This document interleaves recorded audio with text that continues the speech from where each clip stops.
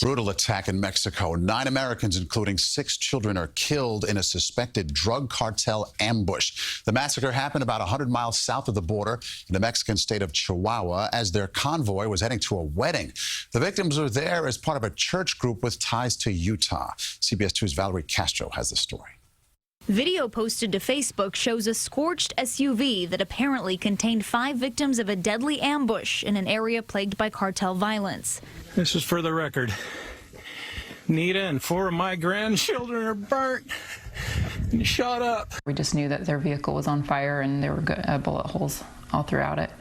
And so it took a good hour or so to get the information that they were actually in it, the 4 children, and that they were all dead. The victims, who were all women and children, reportedly belonged to a religious community based in northern Mexico. Many of them had dual U.S. and Mexican citizenship. The youngest victims were twin babies, just 7 months old. Leah Stodden says her cousin was among those killed. I think a lot of us are just speechless. It's horrific, and we just can't believe that this actually happened to our family.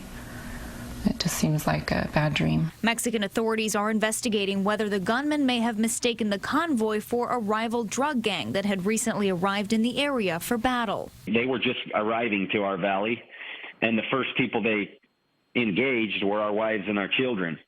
So maybe they mistakenly massacred them all before they realized what they were doing. On Twitter, President Trump wrote, "If Mexico needs or requests help in cleaning out these monsters, the United States stands ready, willing, and able to get involved." I agree with the president when he says Mexico has to really knuckle down and go after some of these cartels and stop this escalating level of violence. Some of the children survived the ambush but have gunshot wounds. Relatives say 5 children have been taken to the U.S. for treatment.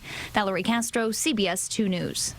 Mexican officials say several children who escaped during the attack were lost for hours in the countryside before ultimately being found.